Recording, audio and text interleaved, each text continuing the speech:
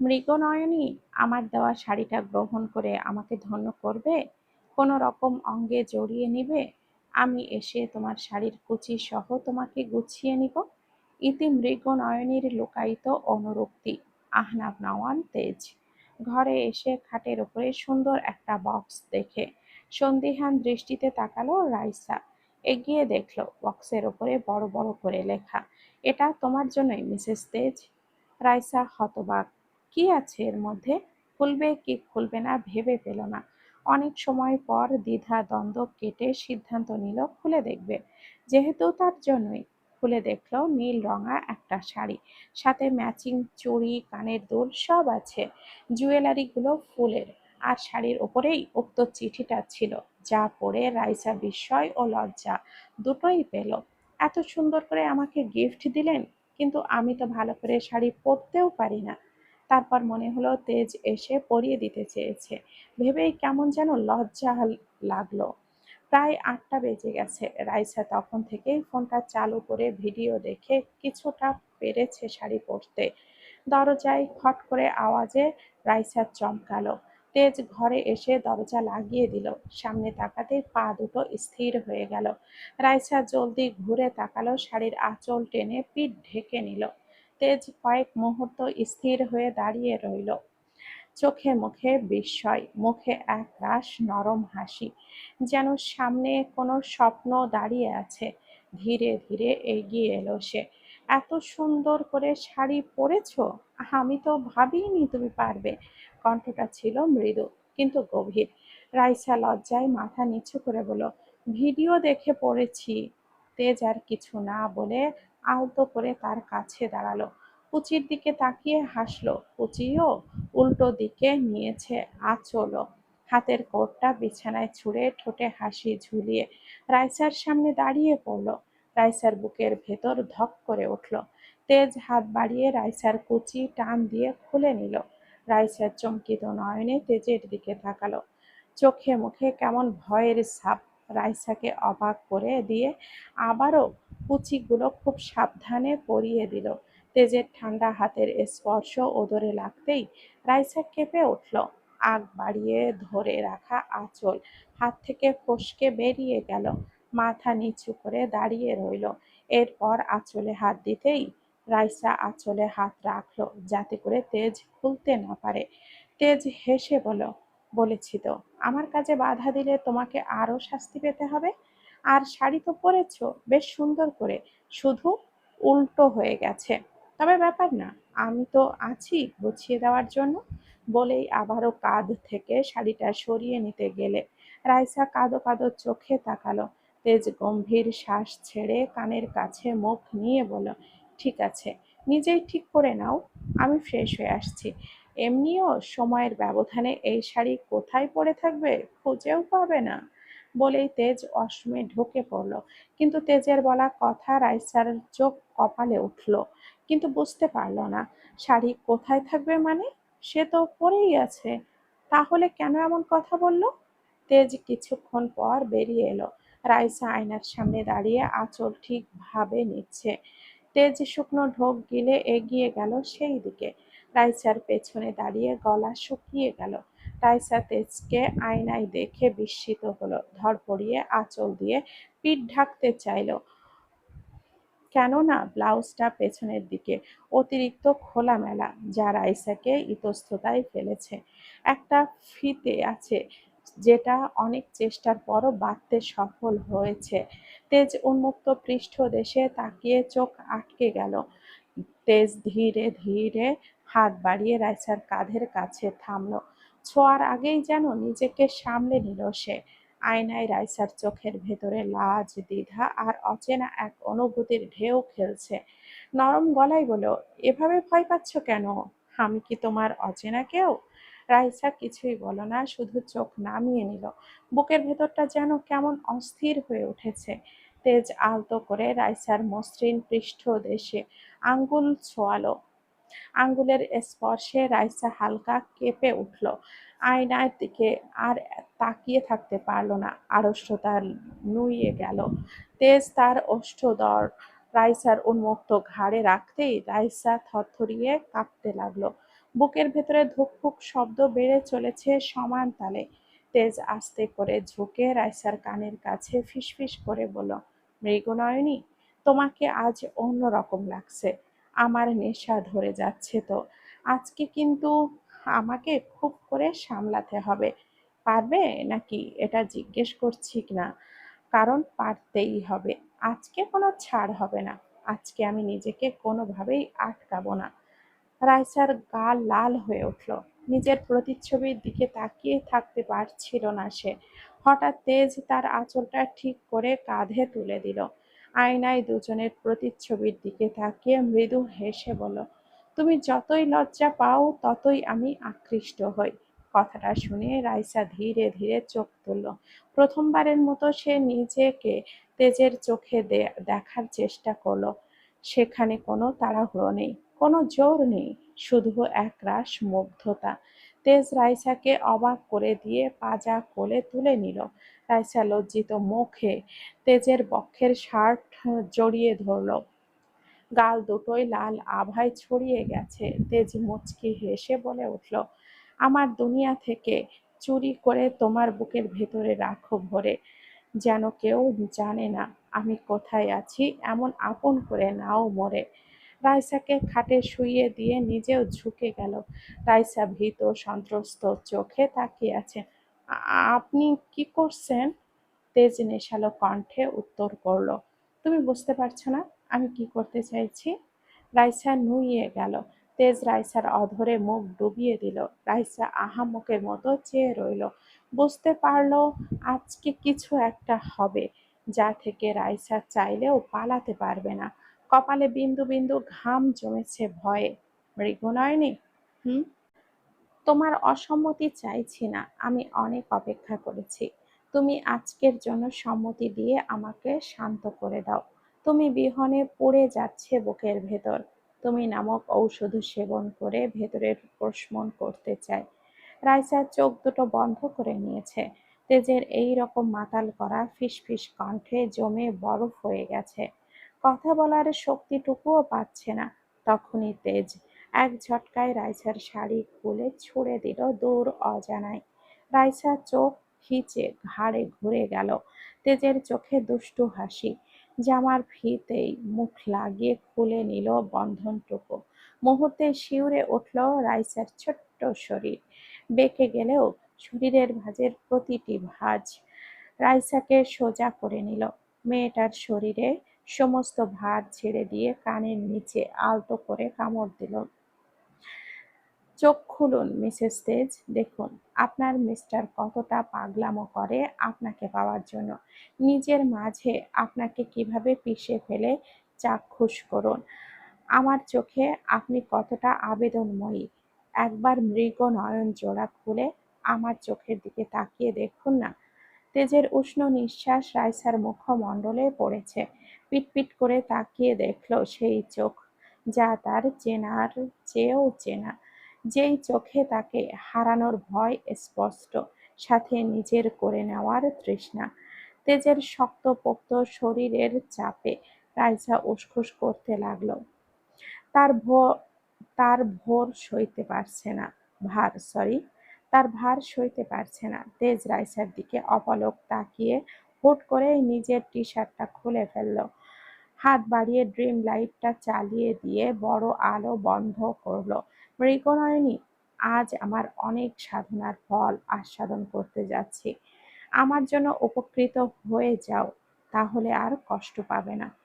কপালে ওষ্ঠ ভিজিয়ে বলল, আমার দেহর মাঝে মিশে যাও না তুমি। একই দেহ নিয়ে রব তুমি আর আমি। তেজের অবাধ্য হাতের ছোঁয়ায় রাইসার শরীর কেঁপে কেঁপে উঠছে। দুজনের মাঝখানে সুই পরিমাণ জায়গাও নেই। রাইসাকে সমস্ত সুখ ঢেলে দিচ্ছে বহুল প্রতীক্ষার পর। নিজের সংযম আজকে শেষ চূড়ায় নিয়েই দাঁড়িয়েই নিজেই ভেঙে ফেলল। নিজের সাথে গুঁড়িয়ে দিল মেয়েটাকে, যাকে ছাড়া হৃদয়ের স্পন্দনও থেমে যায়। ঘরের ভেতরে শুরু হলো দুটি আত্মার এক বন্ধে আবদ্ধ হওয়ার কাহিনী। রাইসা সমস্ত লাজুকতায় আঁকড়ে নিল স্বামী নামক ভালোবাসার মানুষটাকে। যে মানুষ তাকে চোখে হারায়, তার বক্ষ তলেই জায়গা করে নিলেও নিজের মতো করে। রাত গভীর হলো, আর নিঃশ্বাসে ভরে উঠল ঘরের ভেতর। প্রকৃতির ঢল নামিয়ে বৃষ্টি শুরু হলো, যেন আজ বাংলা বর্ষের শুরুর সাথে সাথে দুইটি আত্মার সংস্পর্শে আসারও সূচনা হলো। নিয়ম মাফিক সবার জীবন চলে যায়, কেউ কোথাও সুখী, কেউ কোথাও হারানোর ব্যথায় কাতর। বহুল প্রতীক্ষার পরে শেষ পরীক্ষা দিয়ে রাইসা যেন হাঁপ ছেড়ে বাঁচে, কারণ তেজের কাছে পড়াটাও এখন কেমন যেন হয়ে গেছে। সেই দিনের পর থেকে রাইসা তেজের সামনেই আসতে চায় না। সর্বদা লুকিয়ে থাকলেও রাতের বেলা আগে আগে তবদা মেরে থাকে, যেন তেজ বুঝে যায় রাইসা ঘুমিয়ে পড়েছে। রাইসা, তুমি তো বেঁচে গেলে পরীক্ষা থেকে, বলল মার্জিয়া। রাইসা মুচকি হাসলো। হ্যাঁ আপু। তেজ ঘরে এসে দেখে একই কাজ, রাইসা ঘুমিয়ে পড়েছে। ঠোঁট জোড়া অদ্ভুত খুলে গেল। সময় নিয়ে ফ্রেশ হয়ে লাইটটা অফ করে দিল। রাইসা দম নিল। মুহূর্তেই ঠোঁটের শীতল স্পর্শ, সর্বাঙ্গ কেঁপে উঠল। কিন্তু চোখ খুলল না। প্রতিদিন একই কাজ, রুটিন মাফিক বুঝি। তবে আজকে ভুল হলো তো? আপনি তো ৯টায় ঘুমান ভুল করে, এখন তো ৭টা ৩০, এই সময় ঘুমিয়ে পড়েছেন। রাইসার বুকটা ধকধক করে উঠল, কিন্তু চোখ খুলল না। ঘুমের নাটক আর কত করবেন মিসেস তেজ? স্বামীকে সময় দেওয়া স্ত্রীর ধর্ম। এভাবে লুকিয়ে থাকেন কেন? রাইসার গাল গরম হয়ে গেছে। তেজ বুঝে গেছে যে সব। রাইসার বুকের ভেতরটা যেন ধুকপুক করে উঠছে। ধরা পড়ে যাওয়ার অস্বস্তি, লজ্জা আর অদ্ভুত এক কাঁপুনি, সব মিলিয়ে সে নিঃশ্বাসটাও আটকে রেখেছে। তেজ ধীরে ধীরে ওর আরো কাছে ঝুঁকে এলো। কণ্ঠটা আগের চেয়েও নরম, কিন্তু তাতে লুকানো একরাশ দুষ্টুমি। প্রতিদিন এতদিন পালিয়ে বেড়ানো শেষ হলো, নাকি এখনো অভিনয় চালাবেন? রাইসা আর পারল না, ধীরে ধীরে চোখ খুলল। চোখ খুলতেই তেজের গভীর দৃষ্টির সঙ্গে চোখাচোখি হলো। আবারও চোখ নামিয়ে নিল। আমি আমি ঘুমিয়েছিলাম। কথাগুলো জড়িয়ে গেল ওর গলায়। তেজ হালকা হেসে উঠল। সত্যি? তাহলে আমি যখন আসি তখনই প্রতিদিন কেন ঘুম পাই বলুন তো? রাইসার চুপ, কোনো উত্তর নেই, শুধু আঙ্গুল দিয়ে চাদরের কোণা মোচড়াতে লাগলো। তেজ এবার একটু গম্ভীর হলো। আমার থেকে দূরে দূরে থাকছো কেন? প্রতি প্রশ্নটা সরাসরি, এড়িয়ে যাওয়ার উপায় নেই। রাইসা ঠোঁট কামড়ে ধরলো। অনেকক্ষণ পর খুব আস্তে করে, জরিনা, আপনার সামনে, জানি না, আপনার সামনে এলে আমার ভেতরটা অদ্ভুত হয়ে যায়। ভীষণ লজ্জা আর অস্বস্তি হয়। আমার কাছে লজ্জা পাবে, এটাই তো স্বাভাবিক, তাই না? আর অস্বস্তি কেটে যাবে, তাই বলে আমার থেকে পালিয়ে বেড়াবে? বুকের ভেতরে কষ্ট হয় ভীষণ, বোঝো না তুমি? রাইসাকে নিশ্চুপ দেখে তেজ একটু এগিয়ে এলো। মৃগনয়নী, ঘুরতে যাবে? কোথায়? যে দেশে চেনা জানা মানুষ কেউ নেই, ইচ্ছে করে তোরে নিয়ে যাই। রাইসা মুচকি হেসে তেজের বুকে মুখ লুকালো। অতি লজ্জায় লজ্জিত আমার অর্ধাঙ্গিনী। তার নীরবতায় জড়িয়ে থাকে হাজারো লুকানো অনুরক্তি। ফাহিম, জিহাদ, ইমরান, তেজ, রাইসা, সানজিদা, মার্জিয়া, রিম, ইরা সকলেই বসে মিটিং চালাচ্ছে। উদ্দেশ্য, সবাই ছোটখাটো একটা ট্যুর দিবে। একঘেয়েমি দূর করার জন্য ঘোরা আবশ্যক, কিন্তু সবাই মিলে এটা ঠিক করতে পারছে না যে কোথায় যাওয়া যায়। এক একজনের এক এক অভিমত। মার্জিয়া বলে উঠল, আমি কিন্তু পাহাড়ে যেতে চাই। তাল মিলিয়ে সানজিদা বলল, আমিও পাহাড়ে যেতে চাই। রিম চেঁচিয়ে বলল, আমি সমুদ্রে যেতে চাই। এই love sea beach, I love sea beach. আর আমি জঙ্গল। জিহাদের কথায় সবাই শুধু ঘাড় ঘোরাঘুরি করলো। জিহাদ পুনরায় বলল, আমি জঙ্গলে যেতে চাই, সেই রকমই ওয়েদার পাওয়া যায়, তা আমার না জানা। মুহূর্তেই মার্জিয়ার কাশি উঠে গেল। নিজেকে সামলে জিহাদের দিকে তাকিয়ে দেখে তার দুষ্টু হাসি, আর চোখে অন্য কিছু দেখে মার্জিয়ার গাল হালকা লাল হয়ে উঠল। সে দ্রুত মুখ ঘুরিয়ে নিল, যেন কিছুই বোঝেনি, কিন্তু ভেতরে ভেতরে একটা অদ্ভুত কাঁপুনি ছড়িয়ে পড়েছে। মনে মনে কত যে বোকা ছিল তার শেষ নেই। ঠিক আছে, সবাই চুপ।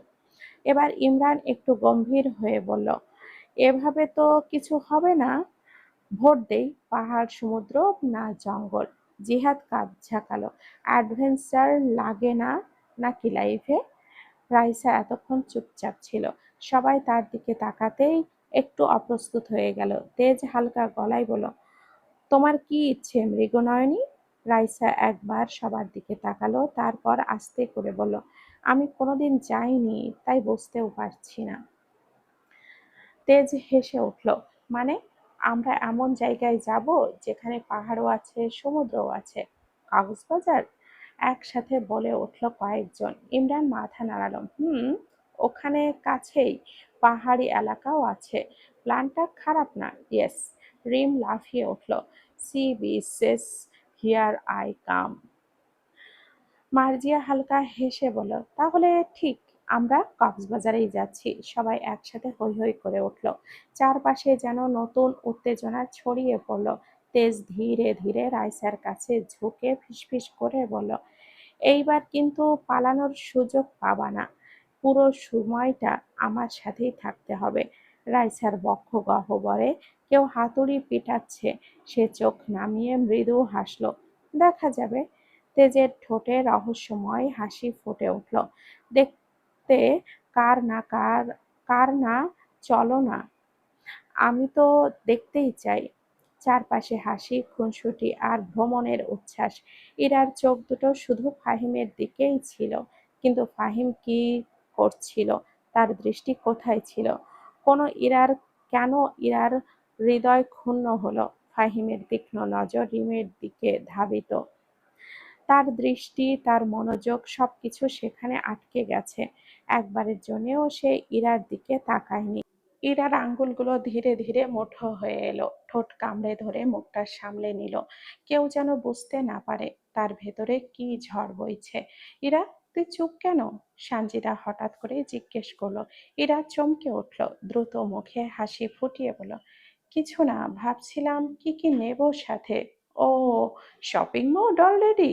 মার্জিয়া খিলখিল করে হেসে উঠল। সবাই আবারও গল্পে মেতে উঠল। কিন্তু ইরার মন আর সেখানে নেই। সবাই নিজেদের রুমে চলে গেছে। ব্যাগ গোছানোর প্রস্তুতি চলছে। কেননা কালকে দিনের আলোটুকুই সময়, পরের দিনই সবাই রওনা দিবে। কিন্তু ইরা বারান্দায় দাঁড়িয়ে আছে চুপচাপ। বাতাসে তার চুল উঠছে আর চোখ দুটো অন্যমনস্ক। এই সময়ে একা দাঁড়িয়ে আছো কেন? হঠাৎ কণ্ঠ শুনে ইরা চমকে ঘুরে দাঁড়ালো। সানজিদা দাঁড়িয়ে আছে। ইরা একটু অপ্রস্তুত হয়ে গেল।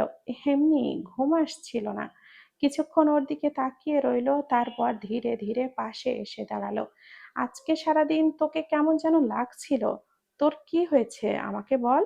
এরা হালকা হেসে বলল, হ্যাঁ, আমার আবার কি হবে? তুই বেশি বেশি ভাবছিস আমাকে নিয়ে। আমাকে আকাশ পাতাল বোঝাতে আসবি না। কিছু তো একটা হয়েছে তোর, যা বলতে চাইছিস না। এরা কিছু বলল না। সামনে অন্ধকারে তাকিয়ে রইল। অনেকক্ষণ পর খুব আস্তে করে বলল, এরকম কিছু নয়, কেন জানি খারাপ লাগছিল, তাই বেশি কিছু না। আর তুই চিন্তা করিস না। গোছানো কত দূর? রিত হয়ে রাত হয়ে এসেছে। বাকিটুকু কালকে গুছিয়ে নিব। ভালো তো। রাইসা বারান্দায় দাঁড়িয়ে তার সম উচ্চতার গোলাপ গাছের দিকে তাকিয়ে আছে। সেদিন সকালে ঘুম থেকে উঠে দেখে তেজ পুরো বাগানে সব ধরনের গোলাপের চারা লাগিয়েছে। এমনকি বারান্দায়ও রেখেছে। জিজ্ঞেস করলে বলেছিল ১৯৫টা গোলাপের চারা ও প্রতিটা চারায় ১৭৫টা করে ফুটন্ত ফুল ব্যালকনির একেবারে সোজা লাগিয়েছিল, যাতে করে রাইসা দাঁড়ালেই ফুলের ঘ্রাণে তেজকে অনুভব করে। আর আশেপাশে যেই দিকেই তাকাবে শুধুমাত্র তেজকে মনে করবে। সেকেন্ডের জন্যেও রাইসাকে ভুলতে দিবে না নিজের অস্তিত্ব। গোলাপের তোড়াও দিতে পারত। তার ধারণা ফুল শুকিয়ে যাবে, আর গাছ সহ রাখলে প্রতিদিন প্রতিক্ষণে রাইসা তার তরতাজা সুবাস নিতে পারবে। রাইসার আবেগ মাটির সাথে মিশে গিয়েছিল। এত সুন্দর উপহার মাথায়ও আনেনি। তেজ তাকে যতভাবে খুশি রাখছে, সত্যি তার এখন ভয় হয়, হারানোর ভয়, হারিয়ে যাওয়ার ভয়। যদি এই মধুমাখা ভালোবাসা তার জীবন থেকে তুলে নেওয়া হয়, তখন কি হবে? সবে রাইসা তেজের সাথে স্বাভাবিক জীবন শুরু করেছে। ভাগ্য কি তাদের সহায় হবে, নাকি অন্ধকারেই ঠেলে দিবে? গাড়ি ছেড়ে দিয়েছে। ফাহিম, ইমরান, জিহাদ, তেজ সবাই ড্রাইভ করবে। ড্রাইভিং সিটে বসেছে তেজ, পাশে ইমরান, পেছনে জিহাদ ও ফাহিম, তাদের পেছনে রাইসা, রিম, সানজিদা, ইরা, মার্জিয়া। বাইরে তখন ভোরের নরম আলো ধীরে ধীরে উঁকি দিচ্ছে। শহরের কোলাহল পেছনে ফেলে গাড়ি যত সামনে এগোচ্ছে, চারপাশের দৃশ্য ততই বদলে যাচ্ছে। রাস্তার ধারে সারি সারি গাছ, সব মিলিয়ে যাত্রাটা অন্যরকম সুন্দর লাগছে। রাইসা জানালার কাছে মাথা ঠেকিয়ে বাইরে তাকিয়ে আছে। বাতাসে তার হেজাবের কোনা উঠছে। তেজ বারবার আয়নায় তাকিয়ে তাকে দেখছে। মেয়েটার মাঝে কি যে শান্তি খুঁজে পায় না, বুঝে পায় না সে। রিম সেটা খেয়াল করেই রাইসার কানে কানে বলল, ভাইয়া মনে হয় গাড়ি না, তোর মুখটাই বেশি দেখছে রে। এক সময় রাস্তার পাশে থামানো হলো গাড়িটা সকালের নাস্তা করার জন্য। ছোট্ট একটা টঙের দোকান, গরম গরম পরোটা ভাজা হচ্ছে, ধোয়া ওঠা চায়ের গন্ধ চারপাশে ছড়িয়ে পড়েছে। আমি 4টা পরোটা খাবো, বলল রিম। ফাহিম তাকিয়ে বলল, এ মা, কম হয়ে গেল না? আজকে যত পরোটা ভাজা হয়েছে সব তোমার। রিম চেঁচিয়ে বলে উঠল, আপনি আমার সাথে কেন লাগছেন? আমি কি আপনাকে কিছু বলেছি? অবশেষে ইমরান জোরে বলল, মেয়েটার সাথে এমন করছিস কেন? ফাহিম ভুরু কুঁচকে বলল, আমি আবার কি করলাম? কিছু না। আপনি তো কিছু করতেই পারেন না। রিমের কথায় সবাই হেসে উঠল। ফাহিম দাঁতে দাঁত চেপে বলল, এই মেয়েকে আমি কি করবেন? চোখ বড় বড় করে তাকালো রিম। কিছু না। ফাহিম বিরক্ত হয়ে গড়িয়ে গেল। আবারও পথ চলা শুরু হলো।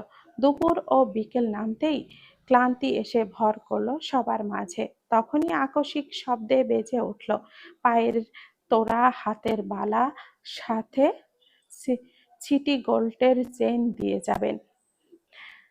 গাড়ির ভেতরে মুহূর্তেই নীরবতা। সবাই নজর বোলালো আসলে কার ফোনে এই গানটা বেজে উঠল। পরের মুহূর্তেই ফাহিম পকেট থেকে ফোনটা বের করতেই সবাই অট্ট হাসিতে ফেটে পড়ল। জিহাদ ফাহিমের পিঠে চাপ্পড় মেরে বলল, দোস্ত, তোর রুচি এত উন্নত? ফাহিম তাড়াহুড়ো করে ফোনটা ধরল। আমার কাছে কাঁচা বাদাম নেই, অন্য জায়গায় ফোন করুন। হাসতে হাসতে ইমরানের গাড়ি চালানোটাই কষ্ট হয়ে গেল। কল কেটে যাওয়ার পর রিম নাটকীয় ভঙ্গিতে বলল, মানুষ কেমন, ফোনের রিংটোনও তেমনই। ফাহিম চোখ রাঙালো, মুখে কষ্টেপ লাগিয়ে দিব বেয়াদ্দপ। আগে আপনার ফোনে লাগান। কথাটা বলাই ইরা ধমক দিল, বড়দের সাথে কিভাবে কথা বলতে হয় জানো না? রিম চুপসে গেল লজ্জায় অপমানে। পুরো রাস্তায় এরপর মেয়েটা আর তেমন কোনো কথা বলল না। মাঝে মাঝে জানালার বাইরে তাকিয়ে থাকছে। ফাহিম সেটা লক্ষ্য করলেও কিছু বলল না। তবে কেন জানি বুকের ভেতরে অস্বস্তি লাগলো। হোস্টেলে পৌঁছাতে পৌঁছাতে সন্ধ্যা নেমে গেছে। পাহাড়ি এলাকার ঠান্ডা বাতাস শরীরে লাগতেই সবাই কেঁপে উঠল। চারপাশে ছোট ছোট আলো জ্বলছে। দূরের পাহাড়গুলো অন্ধকারে ঢাকা পড়েছে। হোস্টেলের হোটেলের সামনে ফুলের গাছ, রাতের বাতাসে হালকা ফুলের গন্ধ ভাসছে। লাগেজ নিয়ে সবাই যখন হাঁপিয়ে উঠেছে, তখন রিমের ভারী ব্যাগটা সহজেই তুলে নিল ফাহিম। আমি পারবো, বিরক্তির গলায় বলল রিম। তুমি এটা টানতে গেলে দেখা গেল তোমার হাত দুটোই খুলে পড়ে গেল। আপনার চিন্তা করতে হবে না, আমি তো করবই। বললাম তো করতে হবে না, ছেড়ে দিন। বলেই ফাহিমের থেকে নিজের লাগেজ টান দিল। কিন্তু ফাহিমও ছাড়ার পাত্র নয়। রিম চোখ তুলে তাকালো, তাতে স্পষ্ট অভিমান। তখন ইরা আসলো।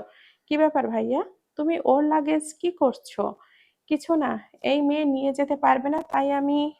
রিম চট করে বলে উঠল, আমি বলেছি আমি নিয়ে যেতে পারবো না? একবারও বলেছি? নিজের কাজ নিজে করতে আমি পারি। ভাইয়া, তুমি বরং আমার লাগেজটা নিয়ে চলো, বলল ইরা। তখন রিম হাত বাড়াতেই ফাহিম সরিয়ে নিল।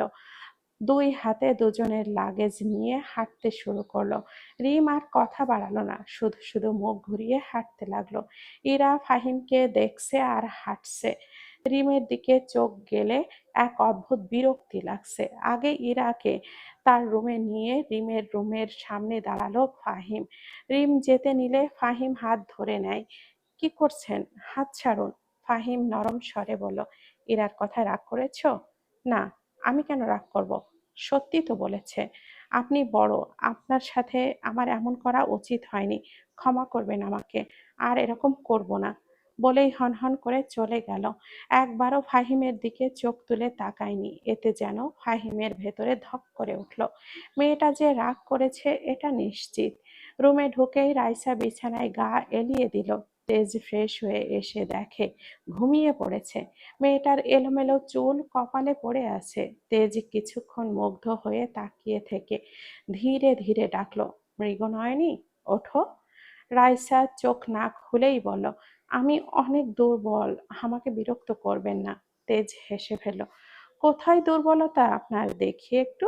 রাইসা কোনো উত্তর দিল না। জীবনে এই প্রথম এত দীর্ঘ জার্নি করেছে। অবস্থা খুবই খারাপ, তাই বিছানা পেতেই চোখ দুটো বন্ধ হয়ে এসেছে। মৃগনয়নী, ওঠো, ফ্রেশ হবে, তারপর কিছু খেয়ে ঘুমাবে। জড়ানো কণ্ঠে রাইসা বিড়বিড় করলো, এমনি ভাইয়ারা আপনাকে তেজপাতা বলে না, বুঝেছেন? একটু ঘুমাই, এরকম করছেন কেন? তেজ আহামক বনে গেল। এই তিনটে যে ইচ্ছে মতো তার বইয়ের ব্রেন ওয়াশ করেছে সেটা বোঝা শেষ। নয়তো যে মেয়ে চোখ তুলে তাকাতেই থরথর করে কাঁপতে থাকে, সেই মেয়ে নাকি তেজের নাম বিকৃত করে তেজপাতা বলে সম্বোধন করছে। ভাগ্যিস ঘুমিয়েছে, জেগে থাকলে থাকলে বললে একেবারে মান সম্মান ধুলোয় লুটোপুটি করত। অবশেষে রাইসাকে তুলতে না পেরে হার স্বীকার করে নিজেও পাশে শুয়ে পড়ল। রাইসাকে তুলে নিজের বাহুতে নিতেই পাশ ফিরে কোল বালিশের মতো জড়িয়ে ধরল তেজকে। আজকাল এই মানুষ রাইসার অভ্যাসে পরিণত হয়েছে। কোনো রকম দূরে থাকা যেন অসম্ভব। সকাল হতেই সবাই ব্রেকফাস্ট করে রেডি হচ্ছে ঘোরার জন্য। রাইসা সুন্দর একটা গাউন পরেছে, মাথায় হেজাব বাঁধা। টেবিলের ওপরে রাখা লিপস্টিকটা হাতে নিয়ে খুব সাবধানে ঠোঁটে হালকা রং ছোঁয়ালো সে।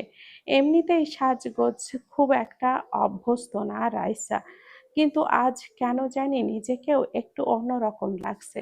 ঠিক তখনই আয়নার ভেতরে আরেকটা প্রতিবিম্ব ভেসে উঠল। কালো শার্টের হাতা ভাঁজ করতে করতে ধীরে ধীরে তার পেছনে এসে দাঁড়ালো। হাত ঘড়ি পড়তে পড়তে রাইসার দিকে নজর বোলালো। চোখ দুটো স্থির হয়ে আছে শুধু রাইসার উপর, যেন এক মুহূর্তের জন্যেও দৃষ্টি সরাতে পারছে না। রাইসা আয়নায় তাকিয়ে বুঝতে পারলো লোকটা অনেকক্ষণ ধরেই তাকিয়ে আছে। তার বুকের ভেতর হালকা ধুকপুক শুরু হলো। কি দেখছেন এভাবে? নিচু স্বরে জিজ্ঞেস করলো সে। তেজ কোনো উত্তর দিল না, শুধু ধীরে ধীরে আরো কাছে এগিয়ে এলো। এতটাই কাছে যে তার শরীরের উষ্ণতা অনুভব করতে পারছে রাইসা। তেজের দৃষ্টি এবার গিয়ে থামলো রাইসার ঠোঁটে। হালকা গোলাপি লিপস্টিকে ভেজা নরম ঠোঁট দুটো যেন তাকে পুরোপুরি বেসামাল করে দিচ্ছে। রাইসা অস্বস্তিতে চোখ নামিয়ে ফেলল। এভাবে তাকিয়ে আছেন কেন? তেজ নিচু গলায় বলল, আপনি জানেন আপনার এই ছোট ছোট কাজগুলো মানুষকে পাগল করে দিচ্ছে। রাইসার গাল মুহূর্তে লাল হয়ে উঠল। তেজ ধীরে ধীরে তার পেছন থেকে দু হাত বাড়িয়ে কোমর জড়িয়ে ধরল। রাইসার সমস্ত শরীর কম্পিত হলো। সঙ্গে সঙ্গে চোখ তুলে আয়নায় তাকালো। আয়নার ভেতরে দুজনকে পাশাপাশি দেখে তার বুকের ভেতরে কেমন কেঁপে উঠল। তেজ মুখটা নামিয়ে আনলো তার কানের কাছে। মৃগনয়নী। শ্বাসটা গিয়ে লাগলো রাইসার ঘাড়ে। মেয়েটা অজান্তেই তেজের হাত আঁকড়ে ধরল। জি, এই লিপস্টিকটা লাগানো কি খুব বেশি দরকার ছিল? রাইসা হতভম্ব হয়ে তাকালো। মানে? তেজ এবার মৃদু হেসে তার দিকে ফিরিয়ে নিল রাইসাকে। তারপর খুব ধীরে ধীরে আঙ্গুলের ডগা দিয়ে রাইসার নিচের ঠোঁটটা ছুঁয়ে বলল, এখন থেকে আমার পক্ষে ভদ্র হয়ে থাকা অনেক কঠিন। কথাটা শুনে রাইসার নিঃশ্বাস আটকে গেল। চোখ বড় বড় হয়ে গেল লজ্জায়। সে চারপাশে তাকিয়ে ফিসফিস করে বলল, সবাই বাইরে অপেক্ষা করছে, করুক, ছেড়ে দিন, নয়তো যে কোনো সময় কেউ চলে আসবে, দরজা খোলা, আসলে নক করেই আসবে, সবার কমন সেন্স আসছে, ওকে? বলেই এক মুহূর্ত আর অপেক্ষা করল না সে। ধীরে ধীরে রাইসার থুতনিতে হাত রেখে মুখটা একটু ওপরে তুলল, তারপর গভীর দৃষ্টিতে তাকিয়ে রইল কয়েক সেকেন্ড, যেন অনুমতি চাইছে চোখের ভাষায়। রাইসার বুকের ধুকফুক এত জোরে হচ্ছিল যে নিজেই শুনতে পাচ্ছিল, তবুও চোখ সরালো না সে। তেজ আলতো করে নিজের কপাল ছোঁয়ালো তার কপালে। আজকে তুমি একটা চুমু খাও, আবদার করছি। রাইসা চোখ বড় বড় করে সরে আসতে চাইলেও তেজ কোমর ধরে আরো টেনে নিজের সাথে মিশিয়ে নেয়। দূরে যেও না, আমি যা চাইছি দাও। জি জি, আমি পারবো না।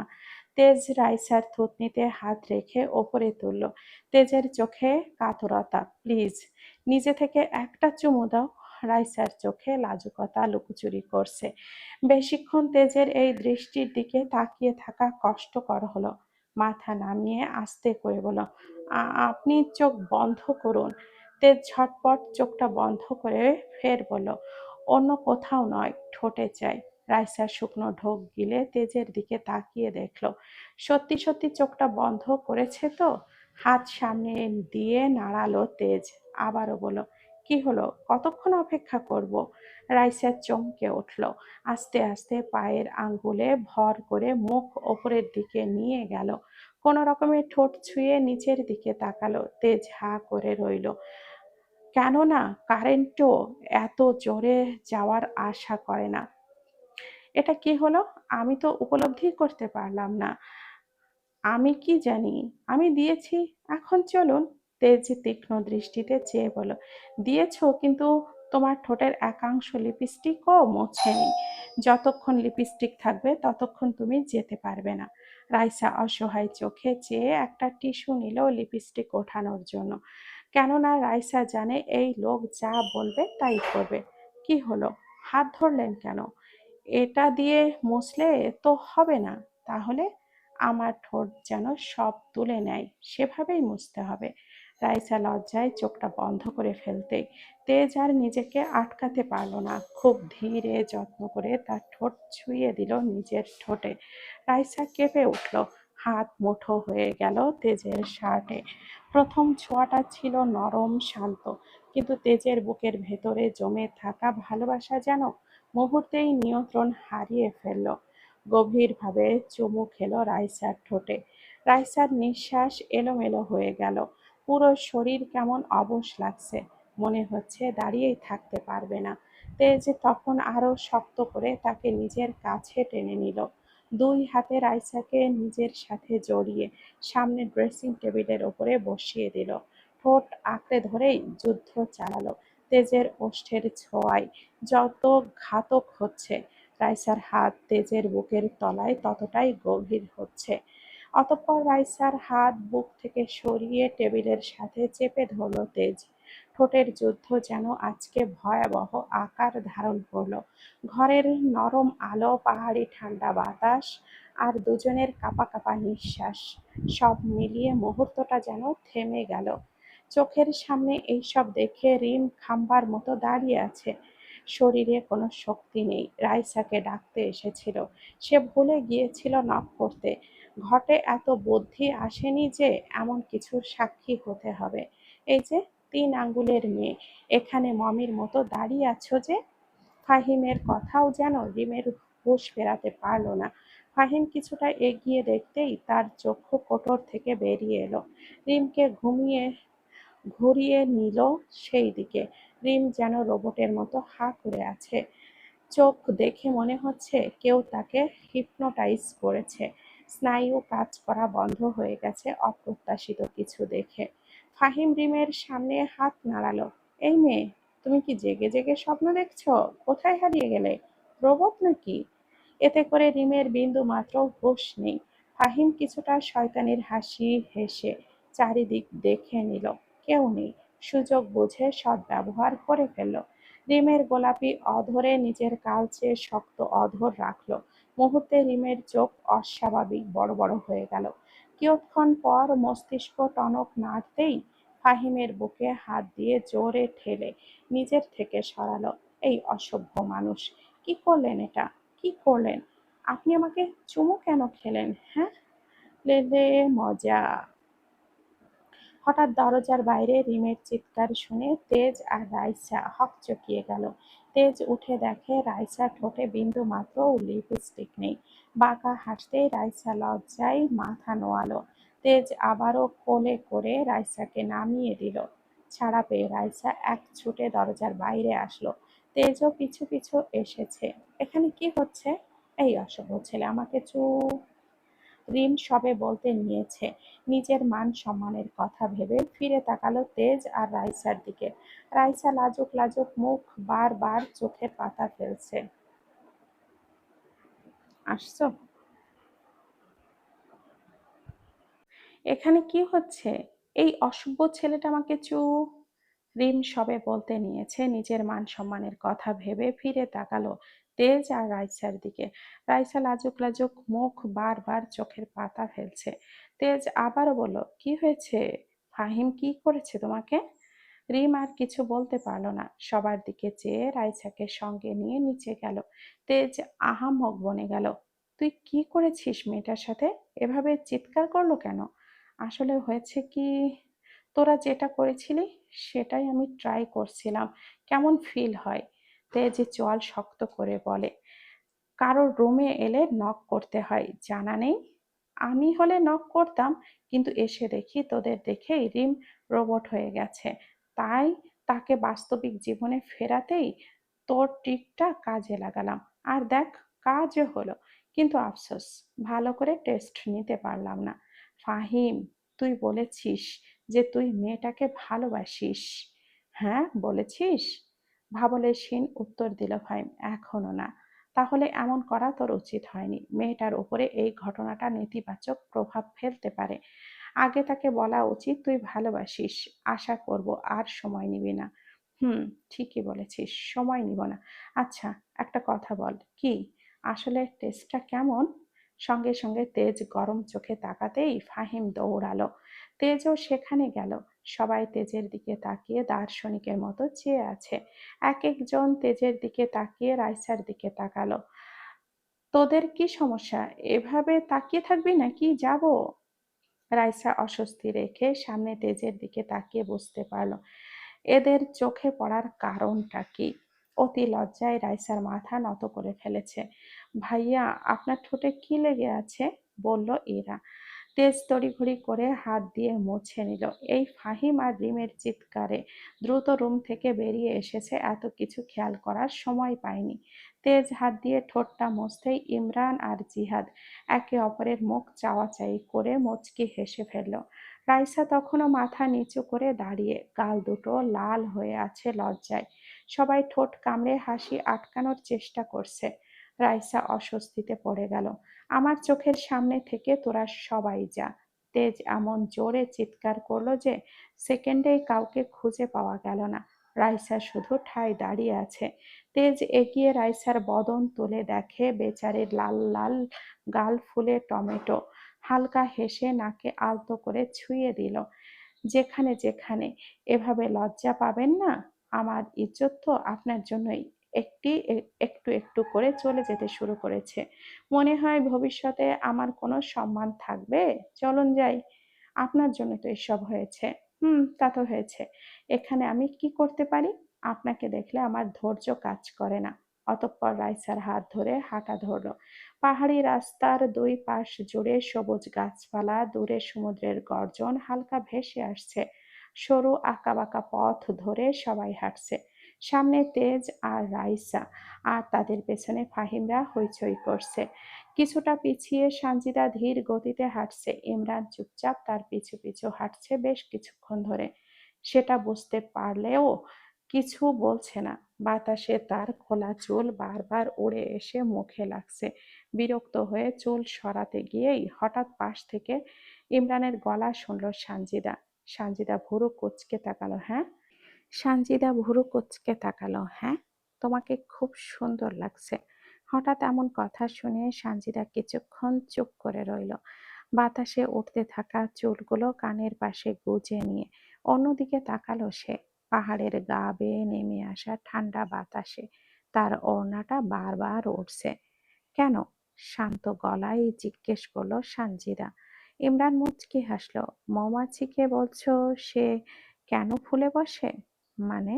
ইমরান দুই হাত পকেটে ঢুকিয়ে ধীরে ধীরে হাঁটতে হাঁটতে বলল, মানে সুন্দর জিনিস দেখলে মুগ্ধ হতে ইচ্ছে করে, এটাতে আবার কারণ লাগে নাকি? সানজিদা ঠোঁট কামড়ে অন্যদিকে তাকালো। আপনার মনে হয় না দিন দিন খুব বেশি প্রশংসা করছেন? সুন্দরের প্রতি প্রশংসা আপনা আপনি আসে, আর যদি একটু প্রশংসা না করি তাহলে তো ঘোর অন্যায় হবে। সানজিদা কয়েক সেকেন্ড চুপ করে তার দিকে তাকিয়ে রইল, তারপর হালকা চোখ করে ছোট করে বলল, আপনি কি সবসময় এমন ডায়লগ মুখস্থ করে ঘোরেন? না, কিছু কিছু মানুষকে দেখলে নিজের অজান্তেই চলে আসে। তাহলে আমি বুঝি খুব স্পেশাল, বুঝেছেন? এটা বলছেন?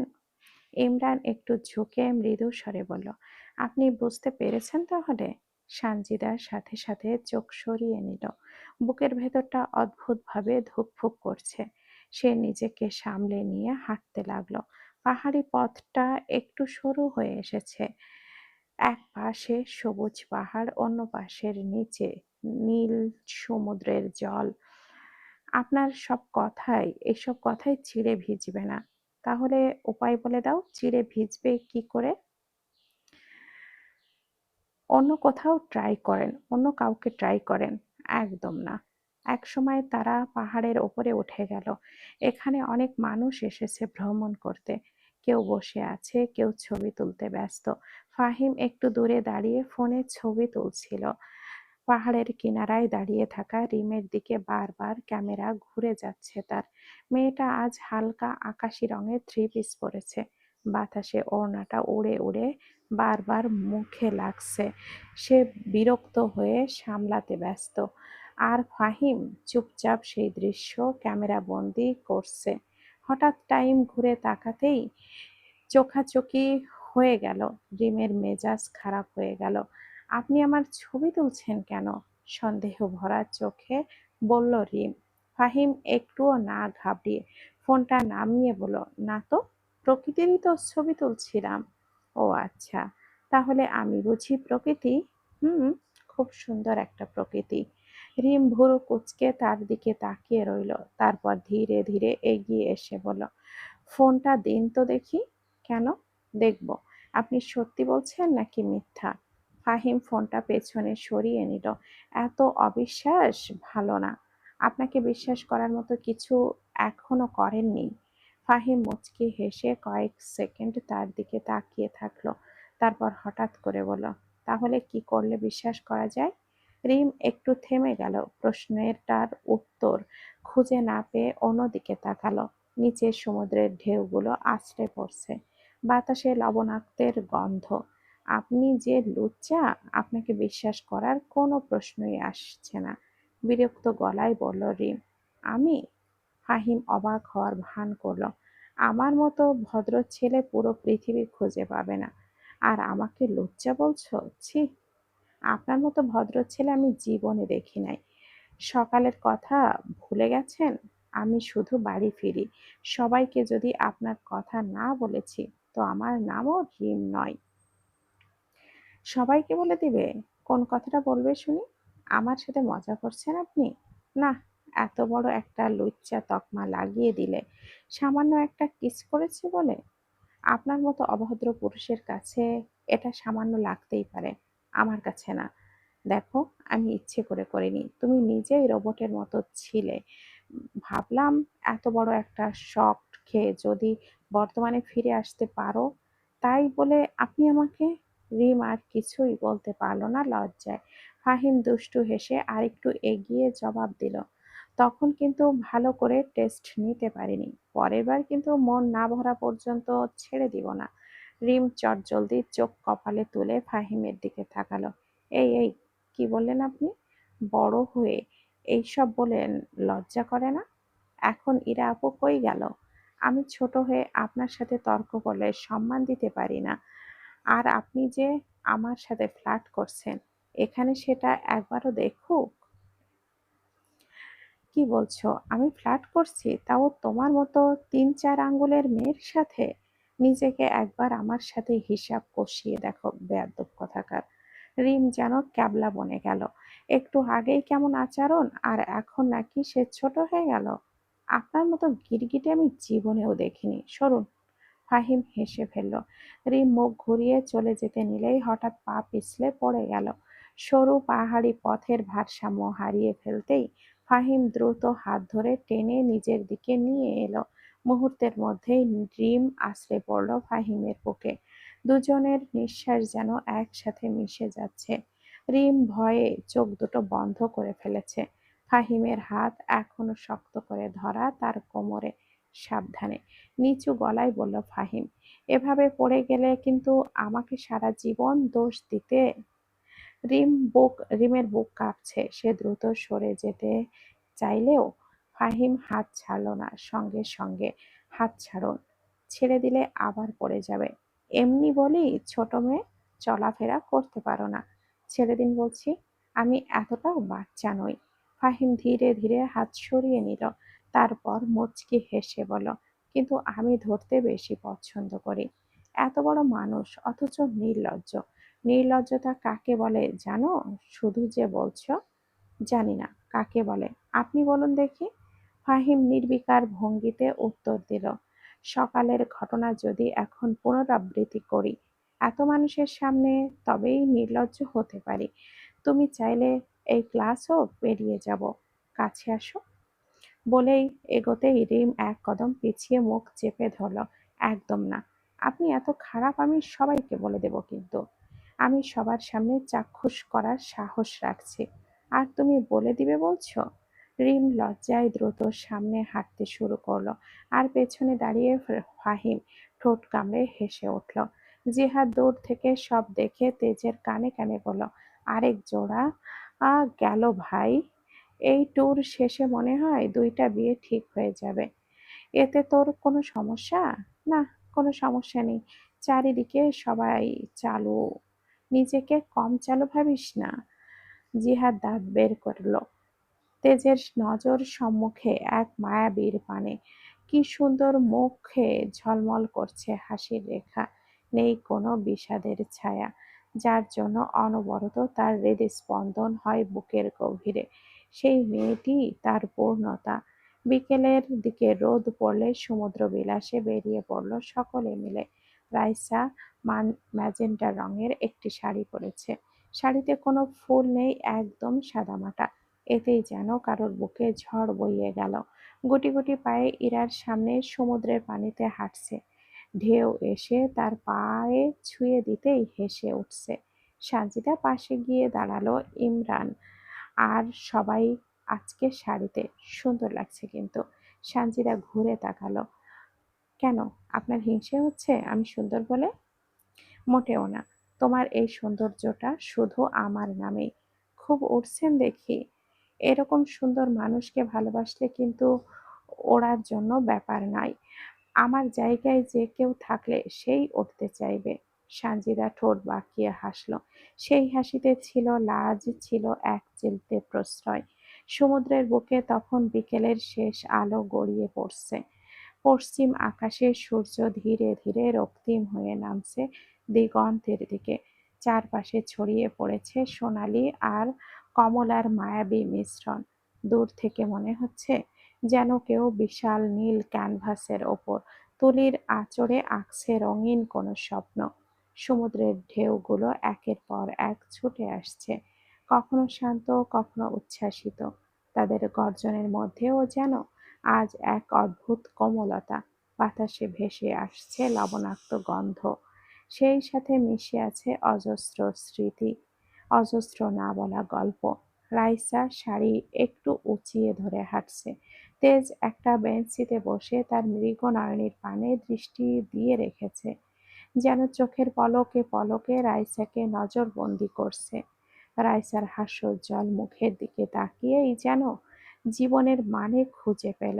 এই মেয়েকে হাসি খুশি রাখার তার জীবনের একমাত্র লক্ষ্য।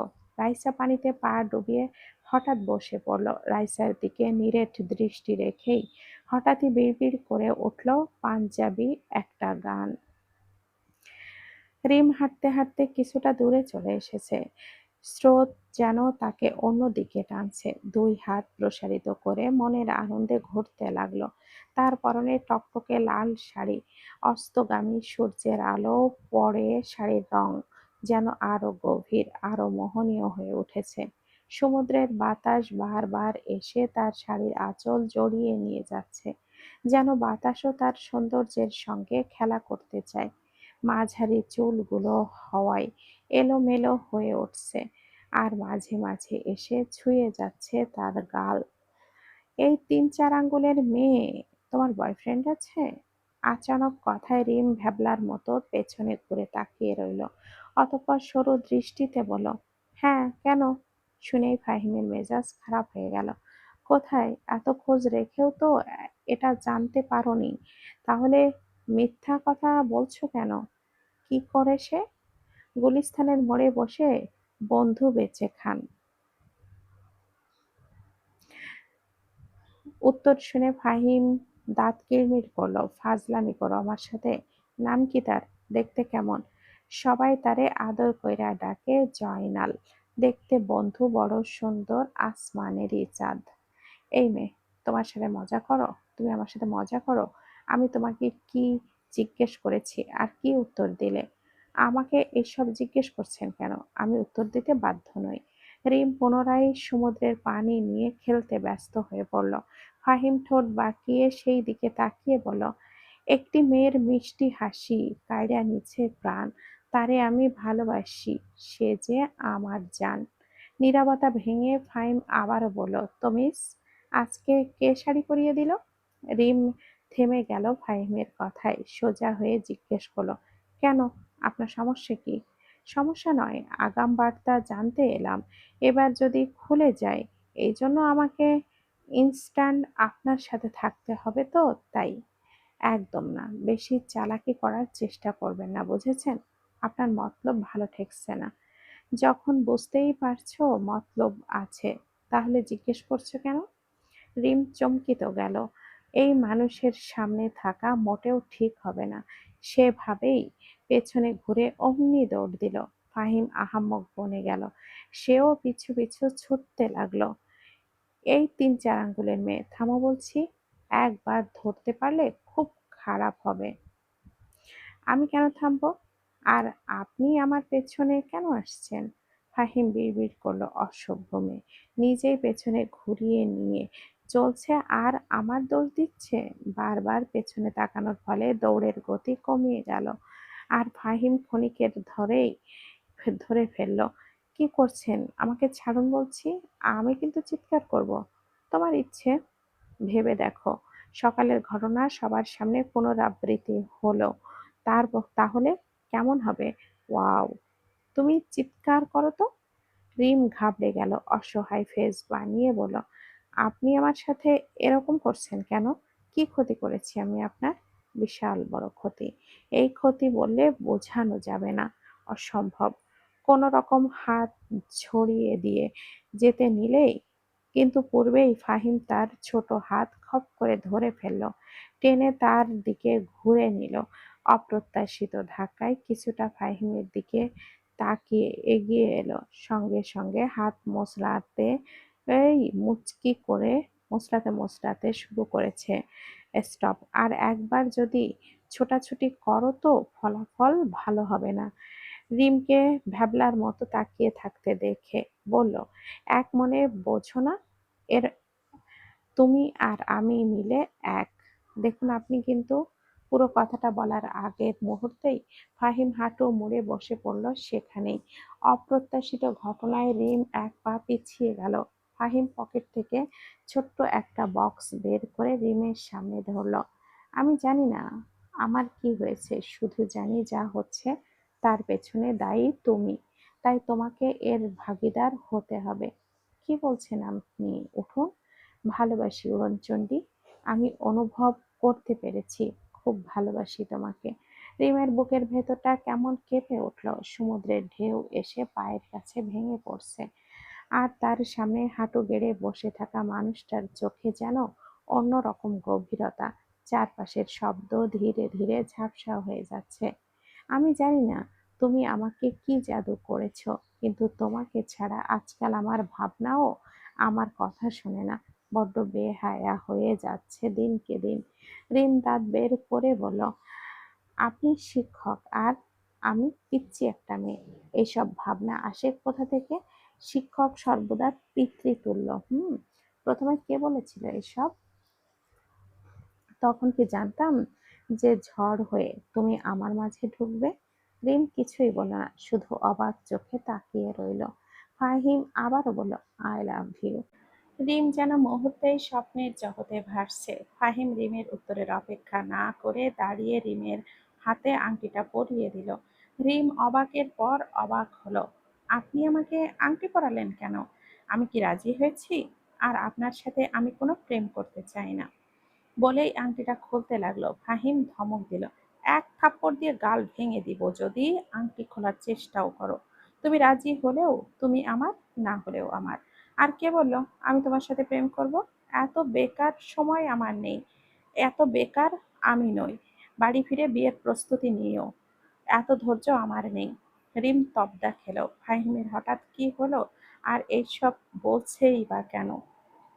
আমার মনে হয় আপনার মাথা খারাপ হয়ে গেছে। জলদি আপনাকে হাসপাতালে নিতে হবে। কেউ অ্যাম্বুলেন্স ডাকুন প্লিজ, ইনি অসুস্থ হয়ে গেছে। একটা থাপ্পড় মারবো। আমার মাথা ঠিকই আছে। দেখুন, আপনি আমাকে ভালোবাসতেই পারেন, কিন্তু আমি বাসি না। তৎক্ষণাৎই ফাহিম রিমের কোমর জড়িয়ে নিজের সাথে মিশিয়ে নিল। কি বললে? এখন বলো। আমি আপনাকে বলতেই ফাহিম এক হাতে রিমের চোখ মুখের দিকে বিরক্ত করে চুল কানের পিঠে গুজে দিল। কি কি করছেন? ছাড়ুন আমাকে। ফাহিম ভাবনাহীন আবারও এক আঙ্গুল রিমের ঘাড়ে অযাচিত হস্তক্ষেপ করা চুলগুলো সরিয়ে উন্মুক্ত করল। অষ্টাদশী কেঁপে উঠল পুরুষালী স্পর্শের দাপটে। ফাহিম নিরেট ফর্সা ঘাড়ের দিকে, টকটকে লাল লিপস্টিক দেওয়া ঠোঁটের দিকে তাকিয়ে শুকনো ঢোক গিলে কাঁপা কাঁপা গলায় বলল, কি বল ছিলে, কি বলছিলে যেন? ভালোবাসো না? রিম জিভ দিয়ে ঠোঁটটা ভিজিয়ে জোরে নিঃশ্বাস ফেলে ঝরঝরে বলার গলায় প্রয়াস চালালো। আমি বললাম যে আমি আপনাকে ভালোবাসি না। না বলার জন্য ফাহিম তাকে সময় দিল না। মুখ ডুবিয়ে সেই স্বাদ না নেওয়া জিনিসে। আর রিম সকালের মতোই থমকে গেল। এরকম ঘটনা তার সাথে ঘটবে জানলে সে কখনো আসতো না ঘুরতে। তড়িৎ বেগে কারেন্ট হয়ে বয়ে গেল সমস্ত শরীরে। শিউরে উঠল প্রতিটি লোমকূপ। হকচকিয়ে ফাহিমকে ঠেলতে লাগলো, কিন্তু এক চুলও সরাতে পারল না। এইবার পুরো প্রিপারেশন নিয়েই মাঠে নেমেছে। ধাক্কাধাক্কি করতে করতে একসময় হাঁপিয়ে উঠল রিম। রিমকে শান্ত হতে দেখে ফাহিম মনে মনে হাসল। আকস্মিক অনুভব করতে পারল ফাহিমের দখলদারিত্ব। রিম না চাইতেও চোখ দুটো আবেশে বন্ধ করে হাত বাড়িয়ে ফাহিমের শার্ট খামছে নিজেও সায় দিল। না দেওয়ার কোনো কারণই খুঁজে পেল না। সেও তো প্রথম দিন থেকেই একটু একটু করে মনে জায়গা নিয়েছে। রিমকে কেমন সব দিক থেকে প্রোটেক্ট করা বিষয়টা অন্যদিকে হেলে ভালোবাসায় রূপান্তর হয়েছে। কিন্তু আজ যখন জানলো ফাহিমও তাকে ভালোবাসে, তখন এত খুশি হয়েছিল যে বলে বোঝানো অসম্ভব। মিনিট 10 পর ওষ্ঠ ছেড়ে উন্মুক্ত ফর্সা ঘাড়ে ঠোঁট ছোঁয়ালো। রিম আরো কেঁপে উঠল। এখন বলো, ভালোবাসো না? ফাহিম রিমের মুখের কাছে মুখ নিয়ে কথাটা বলল। রিমের চোখ দুটো এখনো খোলার সাহস পায়নি। চোখের পাতা কাঁপছে বারংবার। এত দ্রুত শ্বাস-প্রশ্বাস চলছে যেন শ্বাসকষ্টের রোগী। রিমের দুই গালে হাত রেখে আলতো করে ডাকল, চোখ খোলো। একটু আগে তো পারলে আমাকে খুন করে ফেলতে। এখন দেখছি নিজেই আমাকে ছাড়তে চাও না। ঠিক আছে, আরেকবার। বলতে বলতে রিম বড় বড় চোখ খুলে তাকালো। ফাহিম লজ্জা দেওয়ার জন্য আরো বেশি করে বলতে লাগলো, সকালের টেস্টটা না নিতেই তুমি ভেস্তে দিলে। তখন থেকে ভেতরে উথাল পাথাল ঢেউ চলছিল, এই সমুদ্রের মতোই। মন শুধু বলছে, কখন আরেকবার এই মেয়ের ঠোঁটের ভয়াবহ স্বাদ নিতে পারবো। আচ্ছা, এইটুকুন মেয়ে তুমি, এত স্বাদ হলে কিভাবে? আর তোমাকে বেশিদিন বাইরে রাখা আমার পক্ষে সম্ভব হবে না, রসমালাই। রিম লজ্জায় গুটিয়ে গেল। এই মানুষ নাকি লজ্জা দেওয়ার মেশিন। দুই হাত কসলাতে লাগলো। বুকের ভেতরে এখনো ঢিপ ঢিপ করছে। সামনে ফাহিমের দিকে তাকানোর সাহস পাচ্ছে না। এখন মনে হলো জীবনটা অর্ধেক সার্থক, বাকিটা বিয়ের পর। আর তুমি? পিচ্চি, সত্যি খুব মিষ্টি। আমার অনেক ভালো লেগেছে তোমার ঠোঁট দুটো। রিমের বেচারি গাল দুটো টমেটোর মতো লাল হয়ে গেছে। মন চাচ্ছে এক্ষুনি ভ্যানিশ হয়ে যেতে। হঠাৎ করে রিমের ঠোঁটে হাত দিতেই রিম চমকে তাকালো। ভয় নেই, লিপস্টিক খেয়ে ফেলেছি তো, কিন্তু লেগে আছে, সেটাই মুছিয়ে দিচ্ছি। নয়তো সবাই আরেক দফা আমাদের নিয়ে টানাটানি করবে। আর তোমার কাছে লিপস্টিক থাকলে ঠোঁটে লাগিয়ে নাও। যেহেতু দিয়ে এসেছো, তো কেউ দেখলে আমার মান ইজ্জত থাকবে না। রিম এবার খেপে গেল। আগের রূপে রিটার্ন করলো। আপনার কি মনে হয় আমি মেকআপ বক্স সাথে নিয়ে ঘুরি? দেখতে পাচ্ছেন না আমার হাত ফাঁকা? ব্যাগ রাইসার কাছে রেখে এসেছি। এখন লিপস্টিক কি আকাশ থেকে নিয়ে আসবো? সবকিছু আপনার জন্যই হয়েছে। অসভ্যতা করে এখন বলছে লিপস্টিক পরতে। এখন গেলেই সবাই আমাকে এই নিয়ে মজা উড়াবে। বুড়ো হয়ে গেছেন, বিয়ে না করে আমার মতো বাচ্চা মেয়ের সাথে এমন করছেন। আমি যদি সবাইকে না বলে দিয়েছি, তো আমার নামও রিম নয়। যাকে খুশি বলো, যত আমাকে উস্কাবে বাসর ঘরে তোমার পরিণতি ততটাই করুণ হবে। রিম আর কিছু বলার জন্য মুখ খুলতে পারল না। এরকম ঠোঁটকাটা মানুষে সে আগে বুঝতে পারেনি। কেমন নাদান সেজে থাকতো। রিমের পেছন পেছন হাঁটতে হাঁটতে ফাহিম গেয়ে উঠল, তোমার প্রেমের বাতাস আমার গায়ে লাগাইলা, কেন তোমার প্রেমের বাতাস আমার গায়ে লাগাইলা, জ্বালাইয়া পোড়াইয়া আমায় অঙ্গার বানাইলা। রিমের ঠোঁট চেপে হাসি আটকানোর চেষ্টা করলো। আপনি বুঝি পড়েন? হ্যাঁ, ভীষণ।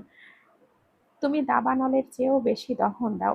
রিম মুচকি হাসল, মুখ ঘুরে বলল, তাহলে আরো পোড়াবো। আপনি বলেছিলেন আমি বাচ্চা মেয়ে। বাচ্চা মেয়েকে ভালোবাসার কথা বলতে লজ্জা করেনি? ভাববার বিষয়। কিন্তু লজ্জা করেনি কেন বুঝলাম না। আর তোমার দিকে তাকালে লজ্জারাও পালিয়ে যায়। সমুদ্রের পাশে সারি সারি দোকান বসানো, সেখান থেকে রিমকে তার পছন্দের লিপস্টিক নিয়ে দিল। নয়তো ইজ্জত এই সমুদ্রের পানির সাথে ভেসে যাবে। ইরা তাদের দিকে লক্ষ্য করলো। ভেঙে যাচ্ছে ভেতরের শক্ত অস্তিত্ব। নিজেকে আর কিছুতেই সামলাতে পারছে না। এ কেমন কষ্ট! ব্যথা তীব্র থেকে তীব্রতর হচ্ছে, অথচ কোথাও বিন্দু মাত্র তার কষ্টের পরিমাণ জানতে পারছে না। ভেতর ক্ষয়ে যাচ্ছে, কাউকে বোঝাতে পারছে না। জীবন কোন পরিস্থিতিতে এনে তাকে দাঁড় করিয়ে রাখলো। আসসালামু আলাইকুম। কেমন আছেন সবাই? আশা করি ভালো আছেন। আর হ্যাঁ, গল্পটি কেমন লাগছে কমেন্টে কিন্তু জানাতে হবে। আর গল্পটি খুব একটা বেশি নেই, খুব শীঘ্রই শেষ হয়ে যাবে। আশা করি পাশেই থাকবেন। আর কমেন্টে কিন্তু নিজেদের অনুভূতি, প্রশ্ন সবকিছু জানাবেন। কি মনে থাকবে তো? বেশি বেশি করে লাইক এবং কমেন্ট করতে হবে। ভালো থাকবেন, সুস্থ থাকবেন। আল্লাহ হাফেজ।